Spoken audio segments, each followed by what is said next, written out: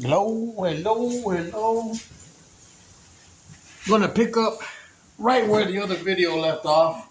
Put my Hawaiian punch down and continue my childhood experiences. So, like I was saying in the other video, I'm just gonna pick right up. Um, my mom is mad because me and her seen my dad laying on the sofa, stretched out on some strange lady's lap, and as you know in the video shows, uh, my mom goes crazy. She starts ramming my dad's truck and isn't getting much done there. So she decides to drive her car to our shop and ram the gate down and then actually break the gates to the bays. Each had three bays, and she went through them. And my dad shows up, and he's not really doing much. I was surprised. He's trying to stop her, and she starts driving back to our house. Now my dad doesn't show up, thank God. Um, but now I'm at the age where I'm getting I'm getting sick and tired of this, and it's just kind of taking a toll on me. Everybody's mentality is changing. My mom is a different person, and like I said, this is not a video of make my mom like drag my mom through the floor or whatever. She had abuse. She was raped and abused by her stepdad. I mean, for years, and that kills you as a person. You know. And like I said, I love and I cherish and honor my parents. I never disrespected either one, and I never would disrespect my parents. Whatever they said goes, and that's just the way I was raised. My dad has given me a few good beatings as well. Um, I think if you punish your child and maybe once or twice, it's okay. But when you have a belt with iron rings around it and you belt your kids until those rings are still visible 2 days later, that's abuse. You don't do that. So, and my dad was funny because, my dad's a different person now. Like I keep saying, he's such a cool cat. And, a lot of times my older brother would get in trouble. And just because I was standing there and, he whooped my older brother, bah, bah, bah, bah, bah, bah, and he'll turn around and you too. And there I go getting whooped for nothing.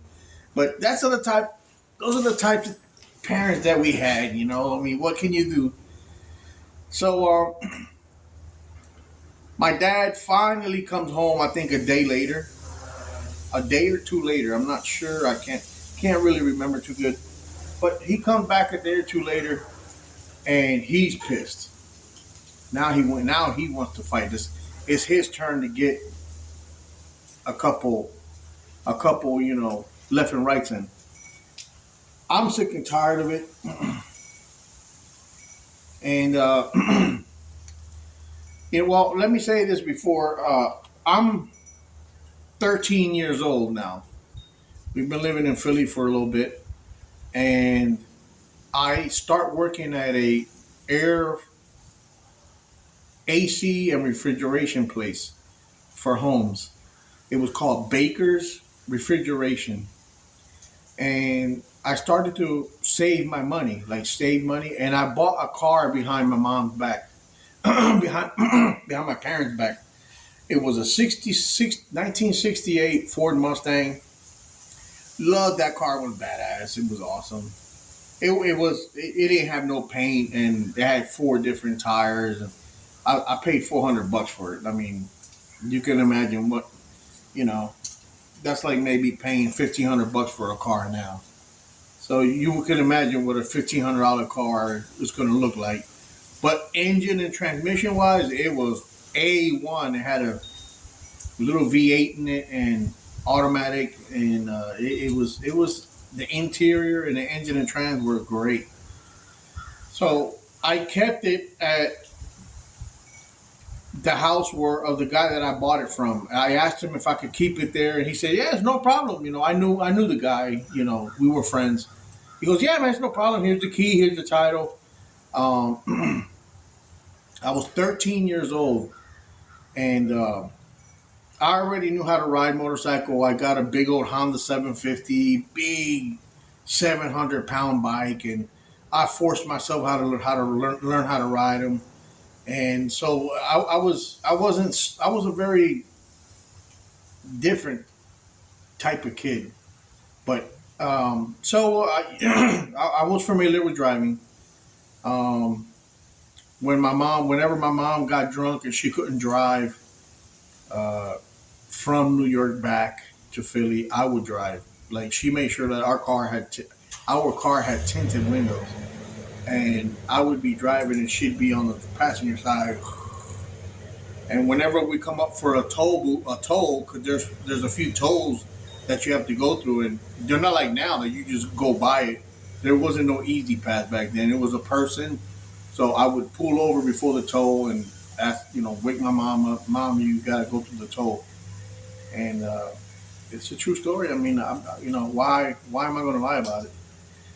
Anyway, so I knew how to drive. So I bought this Mustang, and I just kept it a secret because my plans were to run away. I was done with it. I was done with my parents, and I needed to get away before I ended up doing something I was going to regret to my parents. Um, it builds up, the anger builds up, and you have no one to talk to, no one to turn to. Back then, there weren't counselors in every corner. There wasn't no hotline that you can call. You were on your own. That was it. So um, that that incident where my mom destroyed the garage, my dad came home and he was ready to fight. So he grabbed my mom and smacked her around a little bit, and I would go in my room because I was done trying to get in the middle. But that day, I felt like something really bad was going to happen. So I come down the steps, and sure enough, they're fighting, throwing shit at each other, and I start screaming like a little kid would, and um, I I see my dad's, like my mom would say evil things like, that's what you get. I screwed this guy, I screwed that guy, and my dad was like, I screwed this bitch and I screwed that. Like it was horrific, man. The language back and forth to get each other mad was very spiteful language, and my dad goes, the last minute my mom's repeated that. My dad goes, oh yeah, oh, I'm gonna fucking shoot you. And I never heard my dad say that before. So I open my eyes and I see my dad going to the basement. In the basement, my dad has a pump shotgun. So I walk down the basement and sure enough, he's loading this damn thing. And I start screaming, "Dad, no, no, no!" He comes up the steps. He basically runs me over, but I grab the barrel of the gun and I'm not letting go. Now, I started to lift weights and like started to run every morning, and we're actually living in another place close to the garages where we're at. We were living on Third Street, so I every Friday when I didn't have school, every Friday after I got out of work, So school used to let out at 1:20 every day. That's just time that school lets out, was letting out back then. So after at 2 o'clock I would go to work, and at 6 o'clock I would come home. I had a Saturday and Sunday off, so every Friday I would start doing exercise, lifting weights, and dumbbells. And uh, I had a buddy named Henry. He had a really nice weight set in his garage, and we started lifting weights together because Henry was also going through abuse with his mom. His mom was single. My friend, Henry is a little bit older than me, but me and Henry clicked because we both had problems. Henry would see all the things that I would go through, and we just took it out on the weights. And I started to get pretty strong, pretty big. I was a pretty big 13, 14 year old. So sure enough, uh, I grabbed the end of this shotgun, and I'm not letting go for dear life. I'm not watching my mom get shot. Just not going to happen. So my dad is, he's trying to get it off, and I'm just too strong. And sure enough, he was able to raise it towards he's trying to shoot. He's actually trying, and I managed to grab the other side of the shotgun. Now me and my dad are scuffling for this fucking shotgun. And I'm not, like I said, there's nothing, unless something knocked me out, I'm not letting go. And I remember what my dad said that destroyed me as a child or son. And my dad said in Spanish, "Cría cuervos y te sacarán los ojos," and he let the shotgun go. And he just got in his car and took off. And what that translates to is, if you bring up pigs, they will gouge your eyes out.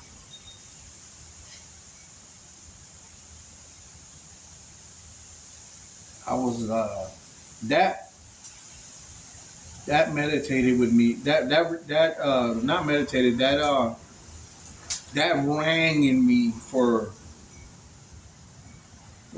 till I was in my 30s. I looked at my dad differently ever since that day. And he got in his car. He let the shotgun go. He pushed me on the floor. And my mom is still trying to fight with him, cussing at him, saying things she shouldn't say. But he was done. He had places to go, you know. So I was glad he was gone, and I decided I'm leaving too. I didn't want to leave my mom behind, but I had to because I was afraid of what was going to happen in that house had the abuse continued. Somebody was going to get seriously hurt, like somebody was going to die. So I get in my Mustang, and I had a little girlfriend back then. I was 14 and she was 19. So my girlfriend jumps in the car with me, and we leave to Massachusetts, which is 13 hours away, to my older brother's house. Now my older brother is out of Philadelphia, and he's living in Massachusetts. He was doing okay. He had a little apartment, and I told him uh, I had called him about 6 hours into the trip. I pulled over at a rest area, and I called him and I told him I'm on my way over there because of the abuse. And of course, my brother was like, "Just get your ass over here. Just keep coming." And sure enough, I lived in Massachusetts for almost a year. I would say like 9 months. I think 9 months. I made myself a fake ID, and I worked at Pepsi, loading the pallets with soda. It was a job, and it was a very good paying job. As a matter of fact, Massachusetts has always been a high pay rate state. So I got my own apartment, got my own furniture and everything, and my girlfriend started working as well. And two people working, the rent was pretty decent. It was cheap. So we were doing good, and then I decided, man, I There's not much to do in Massachusetts. It reminded me of Lancaster. You know, the squirrels are, and it was very cold. It was. We were in Leominster, Massachusetts, and it's so close to Canada. It's cold. A lot of the you get like a month and a half, maybe 2 months of summer, and it's like only like 60, 70 degrees. And I'm an outside guy, so I didn't like it. I ended up trading my Mustang for a Honda CB 350 4 cylinder, a little motorcycle. And I remember it was freezing cold. And I told my girlfriend, you know what? Let's sell everything and let's go back to Philly. And of course, she was, happy to do that because she was from Philly. Her whole family was down here. And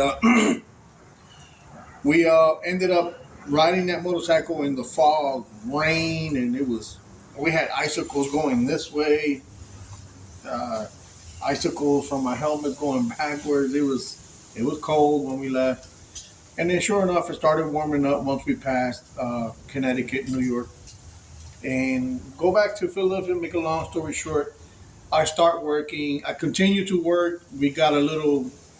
Uh, it was a room, and I remember I used to pay $50 a week. And me and my girlfriend stood there until we eventually broke up. She was a lot older than me. I mean, what did I know about relationship with an older woman. So she left, and I went back home. Now I'm 16. So about 2 years passed by. I'm 16 years old, and I continue to work, continue to try not to stay in the house. I lived in the street for about a week because my dad would not let me come in, would not let me move in. So I used to, my mom would bring me food plates. I was staying in a school next to our house on Third Street. Um, what's the name of that school? I forget the name of that school. Anyway, it was a school right next to our house, and um, I would just sleep, on the corners of the school. My mom would bring me clean clothes, and I would change and go to work. I always work, and I was working at a mechanic shop. I was working at a mechanic shop. I used to have to take bus number 57 through Fifth Street, and I did it every day. I never skipped a beat because I knew if I didn't work, I wasn't going. You're nothing without any money. So I was able to get a. We got my older girlfriend is gone. She's no longer around. And then okay, so after about a week, my dad let me move back into the house. So I moved into the basement. I didn't want to be upstairs where I could hear them jibber jabbering. I didn't. I was. I hated like that was one of the most hardest things to do was to walk back into the to that house. But I continued to work, keep myself busy, and I started going to night school. So I finished night school, got my GED, and I wanted to be a police officer. So that's what I was aiming for. But my mom and dad, the adulterying still going on, the fighting is still going on. Now I look at it as that's their business. I think when I left, my mom chilled out a little bit because I guess she felt like she didn't have nobody to protect her to a certain point. So my dad was getting away with a lot of things, and my mom is still trying to hang on to him. And my dad says one day out of nowhere, let's move out of here. And my mom was like, yes, let's, because that's what she wanted to get him away from there. So we all three of us, all four of us, because I have a little brother now. I don't even want to talk about him, but all four of us end up moving to Puerto Rico.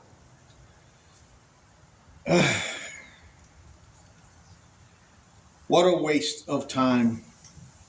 In Puerto Rico, I start working construction, and my dad starts working construction. There's everybody is a mechanic in Puerto Rico, so you're not going to make any money as a mechanic. It's just a whole different ball game. So we go into the construction business. I start working construction, and it was going good. About 6 months into being in Puerto Rico, I meet my kid's mom, and um, we she ends up moving in. I got a little apartment, a little second floor apartment, first floor apartment. I'm sorry, and she moved in, and we just started to make our life, and you know, my mom and dad, they're not fighting as much because my mom is being quiet now. I don't know for I don't know what happened while I was gone, but I'm assuming it was that I was no longer there to protect. So uh, we're there. We're in Puerto Rico for about almost a year, and nobody likes it. So we end up moving back, and we moved back, and my mom and dad moved into a house on Allegheny, Second and Allegheny, in Philadelphia. And my mom is uh, very apprehensive about Philadelphia because of my dad. And my dad, I can remember my dad promising her, "No, never again, never again. No more women, no more this, that, blah blah blah blah." So they continue their ups and downs, and then now I got my kid's mom to focus on. Me and her. Uh, she gets a job, I get a job right away, and we start working, and I start buying, selling cars, and um, I tell her, like I wanna be a police officer. So that's she pushed me to be a patrolman in Philadelphia. So I did that. I went, took the test, and got hired right away. Did the academy thing, and uh, I've always worked. Like I've always, um,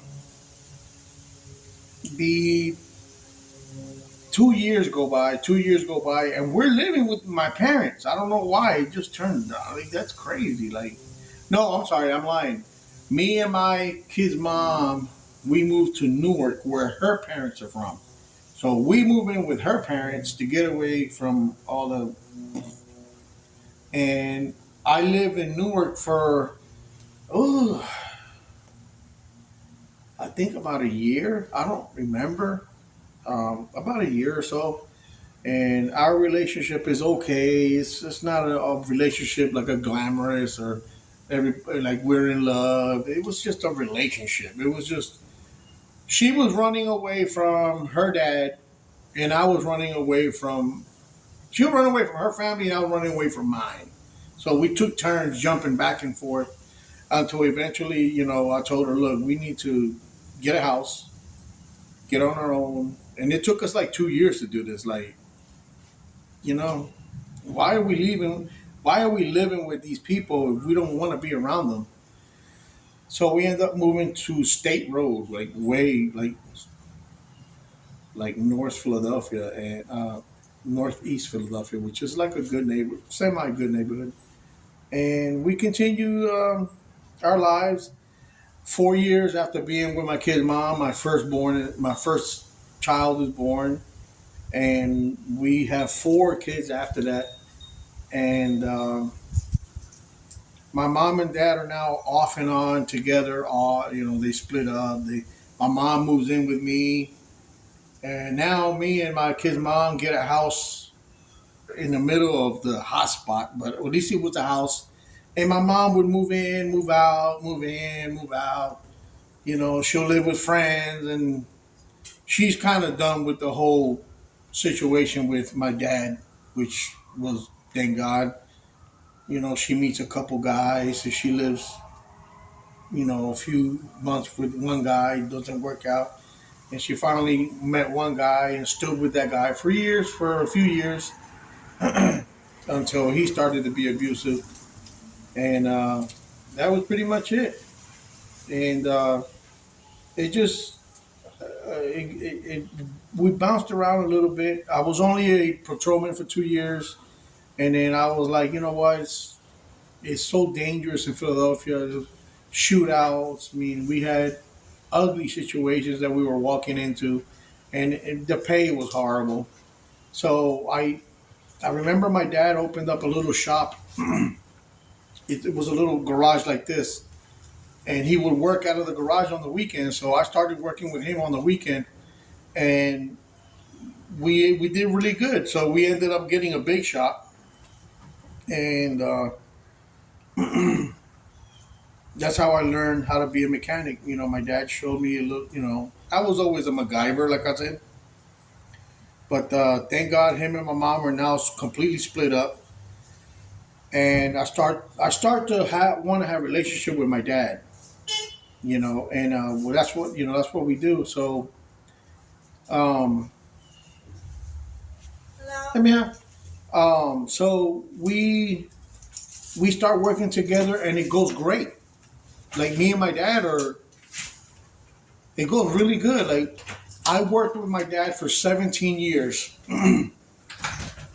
Never had a yes, no fight. I don't like this. I don't like that. Never, never, never clashed. We never clashed heads. Never once. That was well, mainly because I respected my dad, and he was the boss, so whatever he said goes, and that's the way he wanted it, and that's the way it was. And he was like that with all employees. We had 13 employees at one point. So, um, my mom is with this one guy. His name was Pablo. I remember him. He was kind of a nerdy guy. And she was doing okay. Every now and then she would need help, and I would help my mom. Yeah, hey mom, oh wait, mom, you good? No, okay, here, boom, boom. I remember giving my mom a car and helping my mom. Be okay. And it was crazy. It was all right until eventually. If you guys haven't found out yet, if you don't know, I'm pretty sure a lot of people that follow me are watching these and know that I went to federal prison. And one December 24th, 2001, I go to federal prison for importation of heroin into this country. And I was I was brought in by an informant, um, and I have videos on that. If y'all want to go back and watch that video series, you're more welcome to. And that's pretty much it. I made a few mistakes in my life. Like I said, I was only human. I didn't have a good upbringing. None of us did. My younger brother, me, or my older brother. Um, it was so abusive, and I'm letting tons of stuff behind. Like I don't want to bore you guys with the same fights and the same knives were drawn. And my mom one time put an iron in her hand and was going to crack my dad across his head while he was on the sofa. And it was just a lot more stuff that y'all, like you can only imagine. But why talk about it? Why bore you guys with that? But got out of that situation, um, met my kid mom, and we had 4 children, and worked and worked and worked and worked and worked every day. Worked every day, worked every day. There is no calling out. There is no sick. You being sick. No, you get up, go work, get that money. And we ended up getting a house. Then we ended up moving into another house, and we bounced around a little bit. Our relationship, like I said, wasn't an extravagant one. Um, and eventually, me and my kid's mom, we split up when I go to prison. When I go to prison, she goes her way, and I have 98 months, which is 8 years to doing the feds with 5 years probation. So there's a video series on that if you want to check it out. So that's what I'm going to leave it at right now, guys. So just subscribe, comment. I've gotten some really awesome comments, unbelievable comments, and I really appreciate you guys for those comments. And I'll stop this one right here. Kind of short, kind of boring, but it is what it is.